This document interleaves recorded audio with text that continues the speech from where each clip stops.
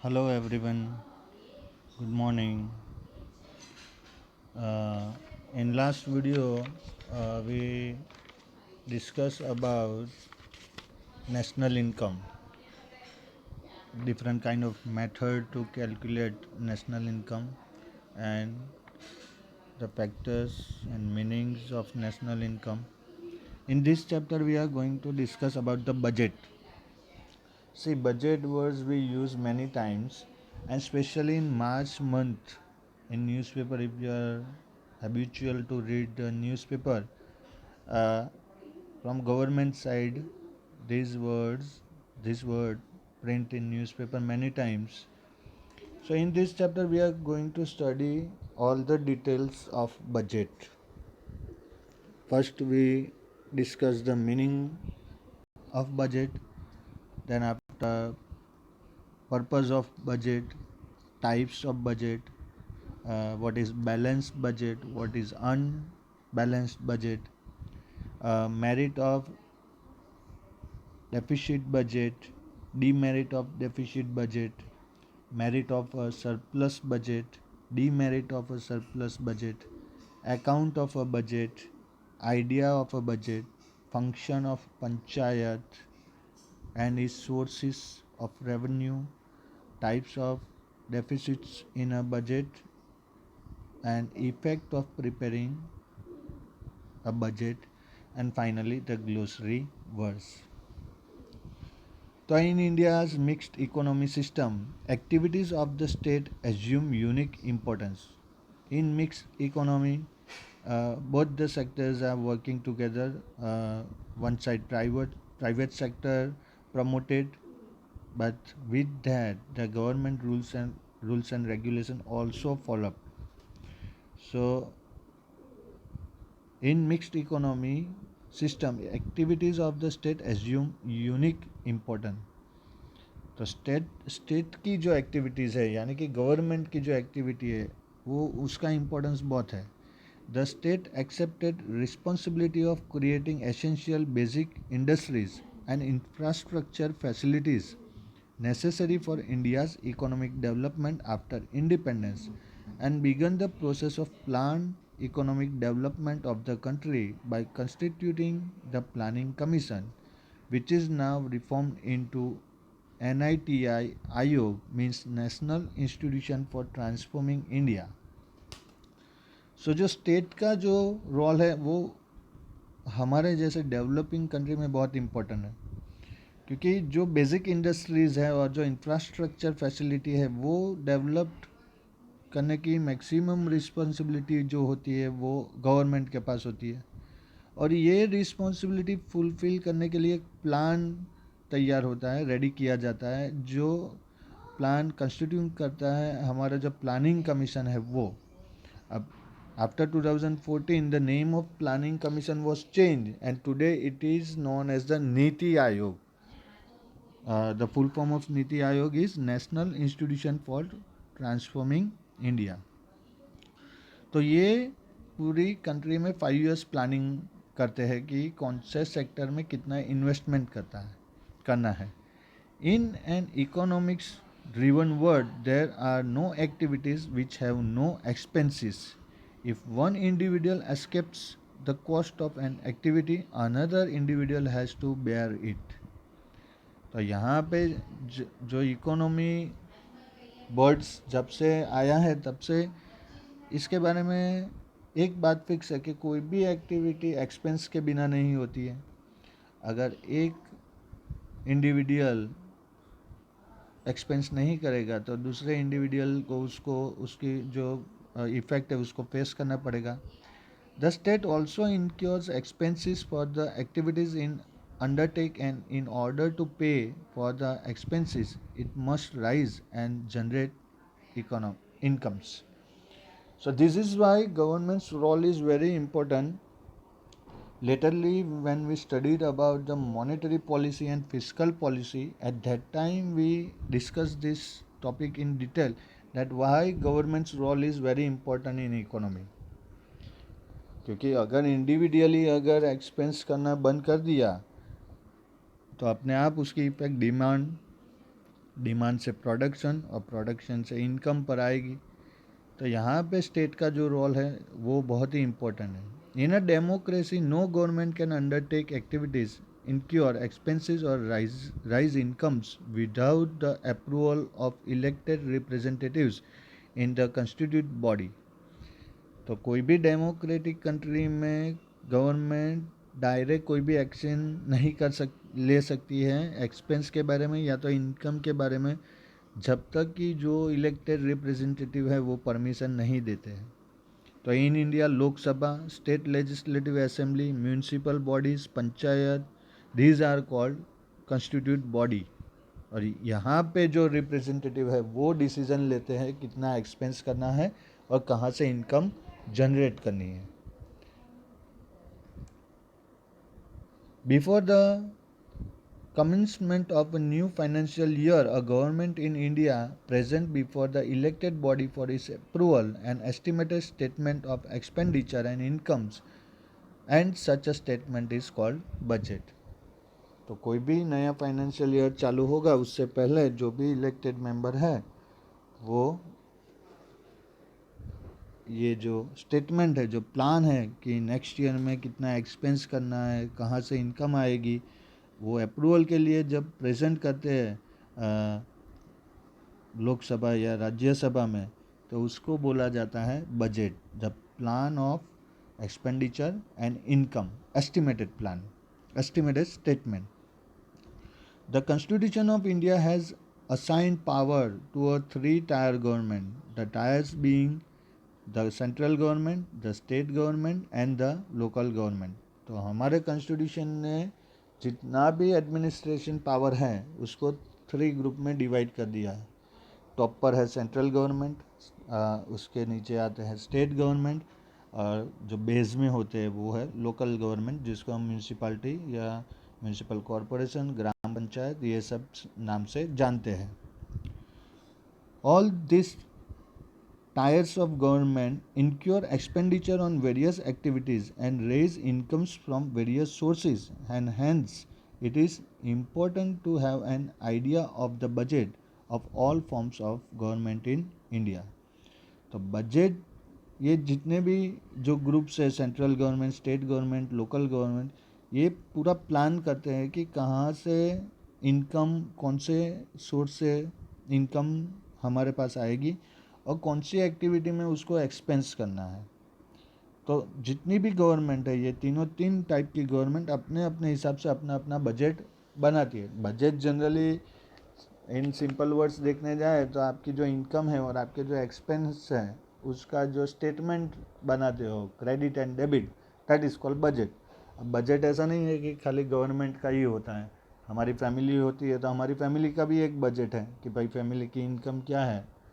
तो XYZ number of income है तो उसके सामने एक्सपेंस कितना करना है, ये सब प्लान करते हैं, तो वो सिंपल टर्म्स में हो जाता है budget. The constitution of India thus provides a list of responsibilities and sources of revenue for this governments, and this arrangement is called system of federal finance. The subjects in list of responsibility of central governments are those which are of utmost importance for the country and uniform in impact for all states. To mention a few of them, defense, foreign affairs, census, etc। तो हमारे जो constitution है, हमारे constitution ने जितनी भी type की government है उनको अपना अपना काम अलॉट करके रखा है कि भाई सेंट्रल गवर्नमेंट इतने डिसीजंस ले सकते हैं, ये डिपार्टमेंट्स के जो डिपार्टमेंट्स है उनको सब्जेक्ट बोला जाता है। तो सेंट्रल गवर्नमेंट के पास सब्जेक्ट्स है, स्टेट गवर्नमेंट के पास सब्जेक्ट है, और उनको according to that department they allowed to take decisions. तो subjects which have regional importance according to the physical and social environments of respective states as well as vary for different states are in the list of responsibility of the states।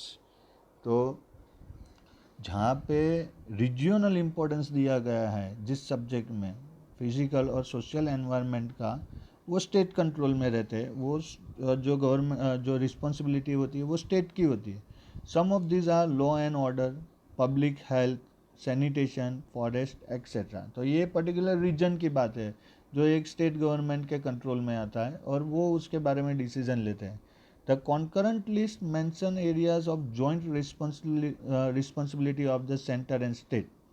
तो ये जो subject वाला concept है आप 8 standard में इसको पढ़ के आए हैं कि total work of the country divided into this 3 subject, central government, state government and concurrent list. तो सेंट्रल गवर्नमेंट में 97 सब्जेक्ट है, स्टेट गवर्नमेंट में 45 सब्जेक्ट है, नहीं 64 सब्जेक्ट है, और कॉन्करेंट में 45 सब्जेक्ट है। ऐसे करके पूरी कंट्री का वर्क डिवाइडेड हुआ है। This subject are important for the country and are uniform in purpose for all state but may require variation in different states. तो ये जितने भी सब्जेक्ट है वो पूरी कंट्री के लिए इम्पोर्टेंट है और एक यूनिफॉर्म सिस्टम में है, पर हाँ स्टेट वाइज जिस हिसाब से उसकी रिक्वायरमेंट रहती है उसके अंदर वेरिएशन होता रहता है। Some of this are economic planning, electricity, education, social security and so on. The local bodies look after primary activities like sanitation, street light etcetera. All government present their expenditure and income in the form of a budget.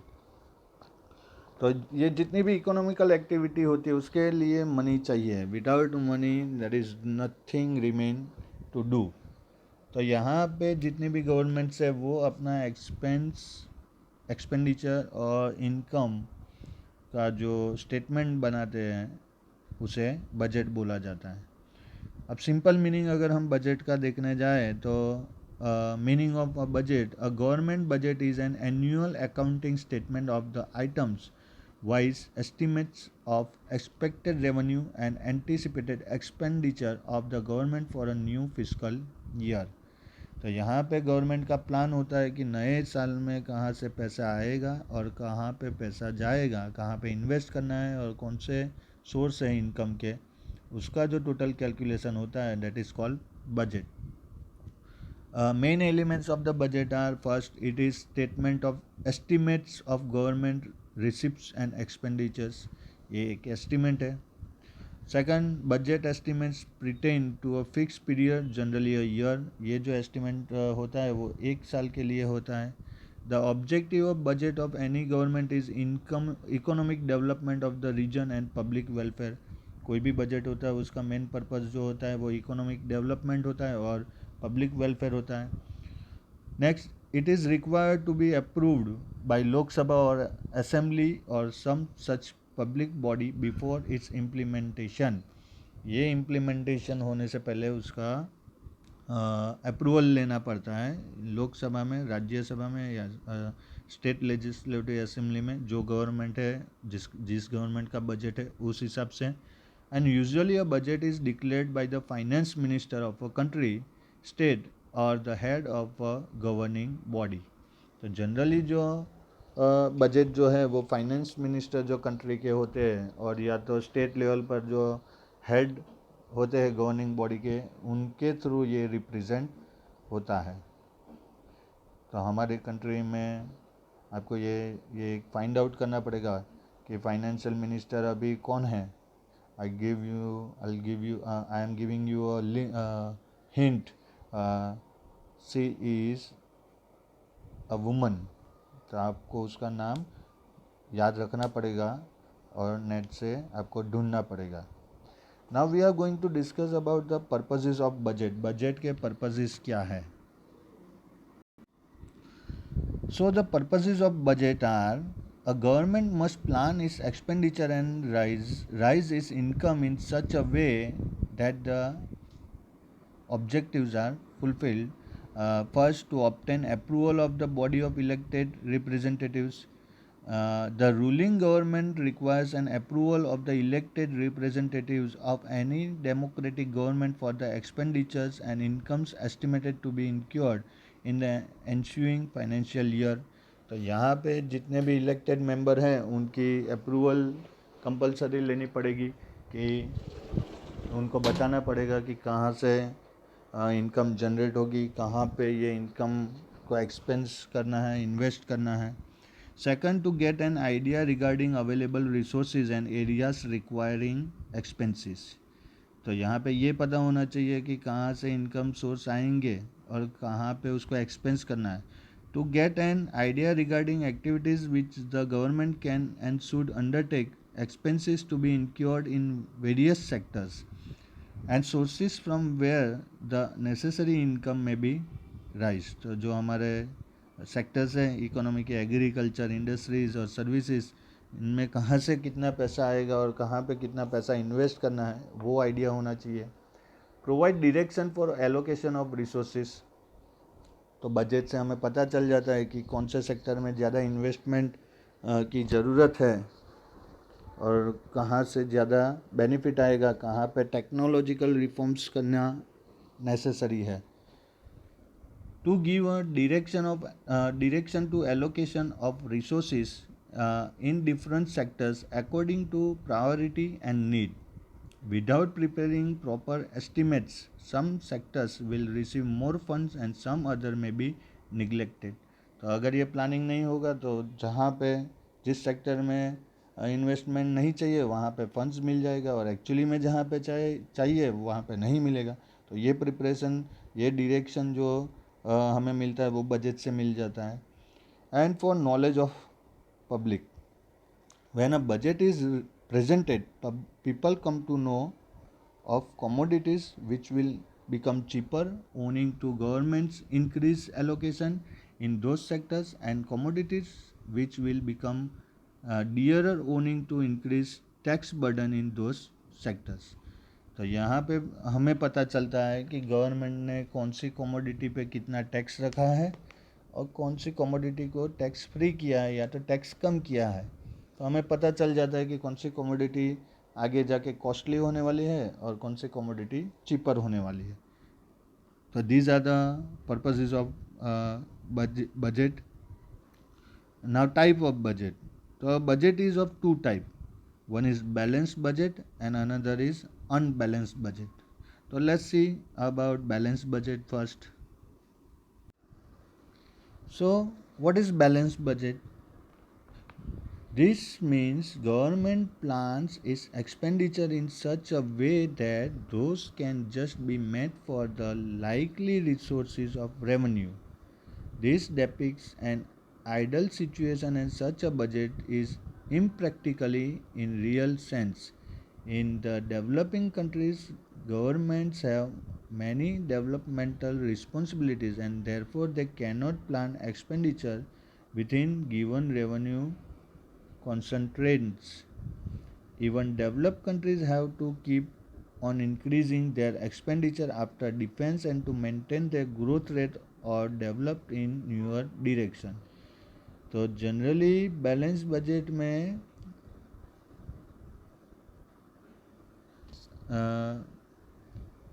Double entry book keeping system. All budget are balance as the credit and debit always balance. जहाँ पे credit और debit जहाँ पे balance कर दी जाती है, यानी इतना क्रेडिट जो होती है वो इनकम की साइड से होती है और डेबिट जो होती है वो एक्सपेंडिचर के साइड से होती है. यानी सिंपल टर्म्स में कि जितना इनकम होगा उतना एक्सपेंस होगा, वो जहाँ पे जिस बजट में दिखाई देगा वो हो जाता है बैलेंस बजट. यहाँ पे क्लियर है कि यहाँ से इतनी इनकम होगी और इतना ही पैसा यहाँ पे एक्सपेंस करना है. तो यहाँ पे ये क्लियर हो गया कि इनकम और एक्सपेंस के बीच में बैलेंस है. That is why it is called balance budget. अब मेरी बैलेंस बजट क्या है? तो अ balance budget ensure financial stability. तो बैलेंस बजट तभी हम बना सकते हैं जब हमारे पास फाइनेंशियल स्टेबिलिटी हो. Second, in this type of budget, governments avoid wasteful expenditure to keep the expenditure equal to incomes. ऐसे बजट में जो अननेसेसरी एक्सपेंस है वो गवर्नमेंट यहाँ से हटा देती है, क्योंकि उनको इनकम के साथ इक्वल करना होता है. तो जितना नेसेसरी है उतना ही वो एक्सपेंस बजट में दिखाते हैं. Since the government keeps expenditure in control to match the income, it does not have to impose additional taxes on the people to raise extra incomes to meet undue expenditure. तो यहाँ पे clear है कि government का plan एकदम clear है, उनका vision कि जितना एक्सपेंडिचर को कंट्रोल करना है, क्योंकि उनको इनकम के साथ मैचिंग होना चाहिए, जितनी इनकम है उतना ही एक्सपेंस होना चाहिए। तो यहाँ पे गवर्नमेंट जो होती है वो टैक्सेस को एडिशनल टैक्सेस लोगों के ऊपर नहीं डालते हैं, क्योंकि अगर टैक्सेस बढ़ेंगे तो एक्सपेंडिचर भी बढ़ेगा, इनकम बढ़ेगी और अनड्यू एक्सपेंडिचर भी बढ़ेगा, तो यहाँ पे वो बैलेंस नहीं हो सकता। इसलिए यहाँ पे जो एडिशनल टैक्सेस है वो इम्पोज नहीं किए जाते हैं। And demerits of a balance budget, क्या इसके लॉसेस हैं? तो फर्स्ट है इकोनॉमिक ग्रोथ एंड वेलफेयर में be curtailed if government have to restrict expenditure and economic activity to match the income. तो अगर एक्सपेंस रिस्ट्रिक्टेड हैं तो यहाँ पे डेवलपमेंट या ग्रोथ के ऊपर उसकी इफ़ेक्ट हो सकती है, क्योंकि अगर ज़्यादा एक्सपेंस नहीं होगा तो ज़्यादा डेवलपमेंट भी नहीं होगा। And second, if government does not restrict expenditure and if it raises taxes in order to increase incomes to match the excess expenditure, then people have to bear excessive tax burden. अगर expenditure को restrict नहीं करते हैं पर income source बढ़ाने के लिए अगर लोगों के ऊपर टैक्सेस जो है वो जो रेशियो ऑफ टैक्सेस है वो इंक्रीज किया जाता है, तो उसका जो बर्डन है वो लोगों के ऊपर आएगा। तो ये एक माइनस पॉइंट है। Adam Smith was in favor of balanced budget, but J.M. Keynes, John Maynard Keynes, he was known as the father of modern economy, asserted that in case of balanced budget, governments do not spend enough to maintain full employment. In other words, in order to maintain full employment, governments must incur more expenditure in the economy of if required. तो Adam Smith के हिसाब से balance budget is one of the good budget, but according to Keynes he is focus on full employment. अगर सबको employment देनी है तो यहाँ पे एक्सपेंस आपको बढ़ाना पड़ेगा। तो अगर एक्सपेंस बढ़ाना है और इस तरह से नहीं बढ़ाना है जिसका बर्डन लोगों के ऊपर आए, तो यहाँ पे बैलेंस बजट वर्क नहीं करता है according to John Maynard Keynes. अब दूसरा है जो है वो अनबैलेंस्ड बजट है। तो the total expenditure and total income in such a budget are not equal, यानी यहाँ इनकम और एक्सपेंडिचर इक्वल नहीं है। Accordingly this budget can be first deficit budget और अ सरप्लस बजट। तो डेफिसिट बजट में क्या होता है कि उसमें बैलेंस नहीं होता है, वहाँ पे जो फाइनेंशियल कंडीशन है वो वीक होती है। और दूसरा ये भी हो सकता है कि सरप्लस बजट, जहाँ पे जो एक्सपेंस करना है उससे ज़्यादा financial situation is more better than expense, तो ये सरप्लस बजट है।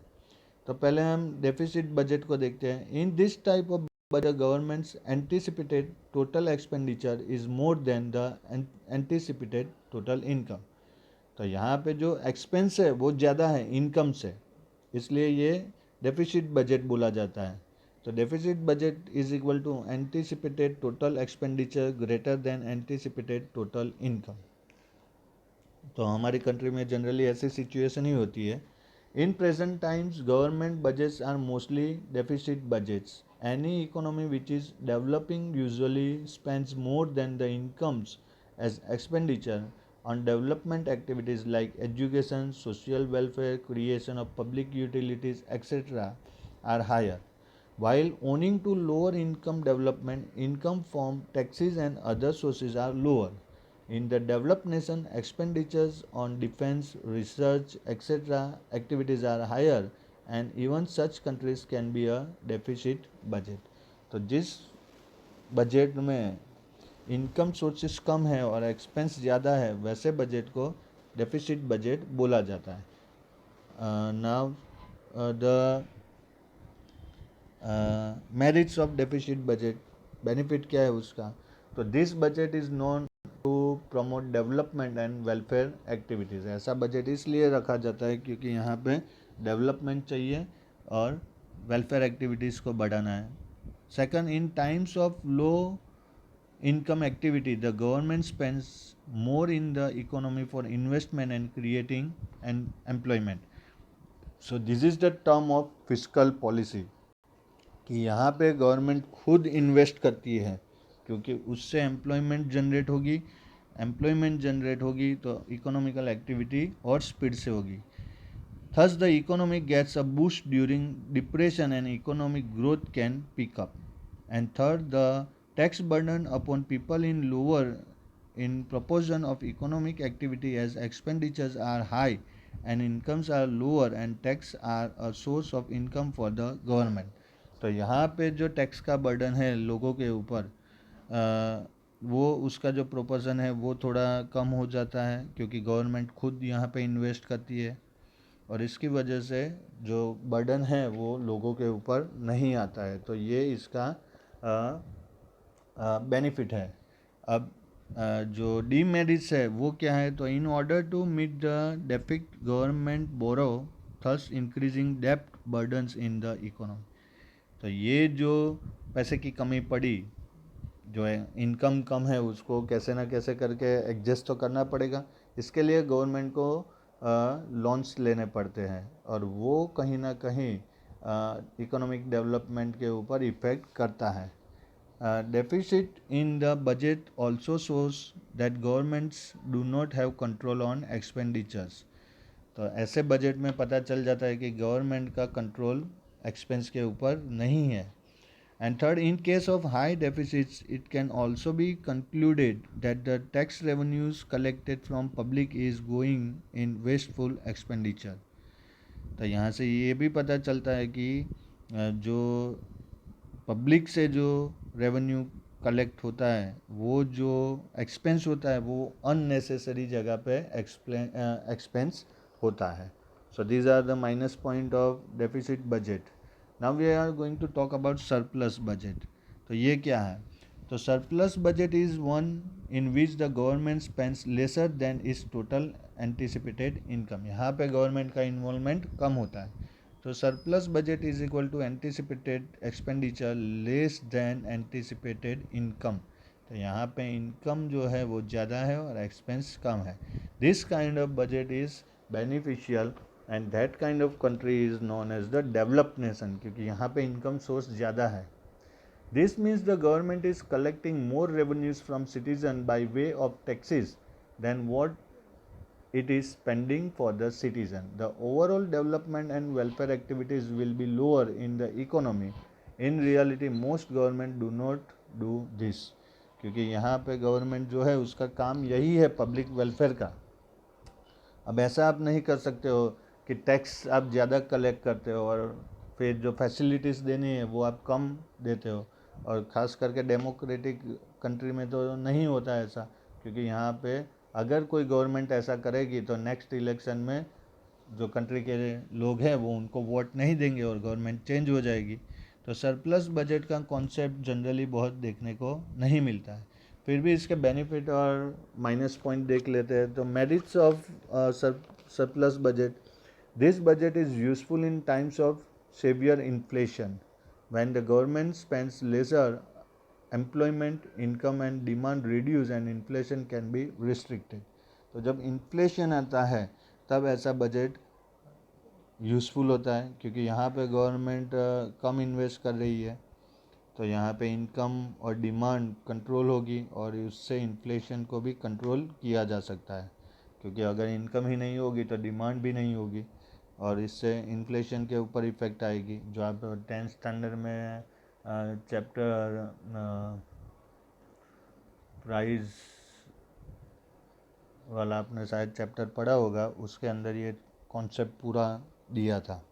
There is no burden of borrowing in this type of budget. ऐसे बजट में गवर्नमेंट को मनी बोरो नहीं करना पड़ेगा कहीं से. And third, saving of the government increases which can be used for development in future periods. तो यहाँ पे गवर्नमेंट की जो सेविंग्स है वो बढ़ती जाएगी और उसको फ्यूचर के प्लान में यूज़ कर सकते हैं. और इसके जो माइनस पॉइंट है वो है people are made to pay more taxes to enhance government incomes but the welfare they receives from government spending reduces. तो यहाँ पे जो भी लोग हैं वो काम किस लिए करते हैं, क्योंकि वो मैक्सिमम गवर्नमेंट को टैक्स पे कर सके और उसके बदले में जो वेलफेयर की बात होती है वो गवर्नमेंट के साइड से इतनी उनको फैसिलिटीज़ नहीं मिलती है। If there is no inflation, then lower spending will result in lower investment, employment, income and production, which may lead to depression in the economy. अगर इन्फ्लेशन नहीं होगा यानी अगर कमोडिटी की प्राइस एक लेवल तक नहीं बढ़ेगी तो यहाँ पे इन्वेस्टमेंट कोई नहीं करेगा, क्योंकि इंटरेस्ट नहीं रहेगा, यहाँ पे एनकरेजमेंट नहीं मिलेगा और उसकी इफ़ेक्ट बाकी सब एक्टिविटी के ऊपर भी होगी। और ये जो पीरियड है वो डिप्रेशन का पीरियड इकोनॉमी में स्टार्ट हो जाएगा। If the surplus in the budget presently rises for several years then there may be problem arising out of excess saving. तो saving is good thing, saving करना अच्छी बात है, पर एक साथ में अगर सब लोग सेविंग्स करने लगेंगे तो वो भी गलत बात हो जाएगी, क्योंकि अभी सब लोग पैसा बचाएंगे ही तो एक्सपेंस कौन करेगा, और एक्सपेंस नहीं होगा तो प्रोडक्शन कैसे होगा। तो सरप्लस बजट एक लेवल तक बराबर है, पर अगर वो कंटिन्यूस बहुत सालों तक रहता है तो वो ऐसा प्रॉब्लम क्रिएट करता है एक्सेस सेविंग का। So this is the minus point of surplus budget. I hope that till here you understand everything.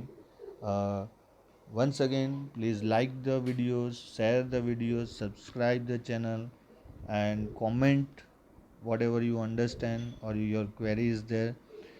आपकी कमेंट आनी ही चाहिए और मैक्सिमम लाइक होने चाहिए। आप इसको आपके फ्रेंड्स को भी सजेस्ट कर सकते हो। पार्ट 2 में we discuss about the accounts of a budget.